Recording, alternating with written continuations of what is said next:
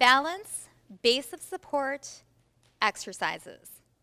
So we're going to take a look at how changing your base of support challenges your balance and how it changes your center of gravity and your body needs to respond to keep you stable and still, which in life, we really need this. We need to train our bodies for stabilization and balance to help prevent falls.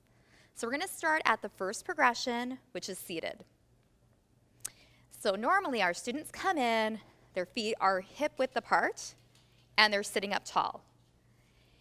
Simply taking your students' feet and bringing them closer together is going to present a balance challenge for your deconditioned students. Now we can also come to the 1-foot balance in a seated position.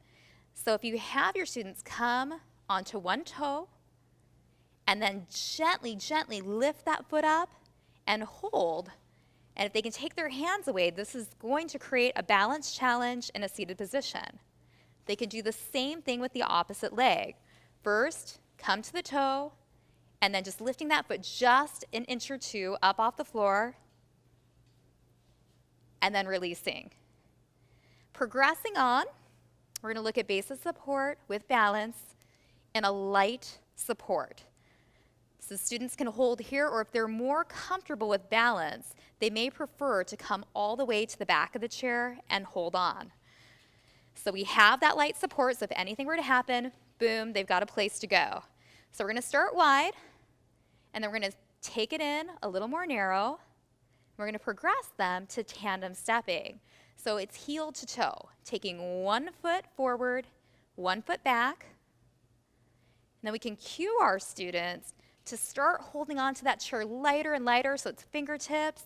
Maybe their hand is hovering and they're freestanding and releasing. And we'd want to do that with the opposite foot ahead. So doing tandem stepping with each foot taking a lead in the front. So we got heel to toe. They're going to stabilize, find their balance. Again, we have light finger support, progressing into freestanding, and then releasing. Another variation is, right here we've got 2 feet on the ground, is taking it into 1 foot balance. So again, for light support, first, we're going to have the students kickstand one of their feet behind. So they can just get used to taking all of their body weight into 1 foot. So this right here may be the first challenge for your students. And then eventually, we're going to have them lift that toe up, and maybe it taps down a few times. And then soon they're going to progress to where they can stand on that 1 foot with the light hold. And then maybe they have all their fingertips on there. Maybe we go to 1 fingertip touch and then progress them into freestanding 1 foot balance. So if your students are very steady on their feet, Excel level, and you don't have any chairs out, all of those exercises can be done from a freestanding position. So we can take it to the tandem step, making sure that we do that with the opposite lead. And then we can also take it to the 1 foot balance.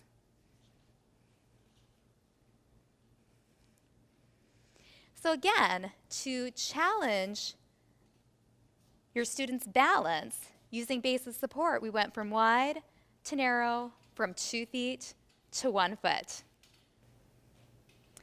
Balance, base of support, exercises.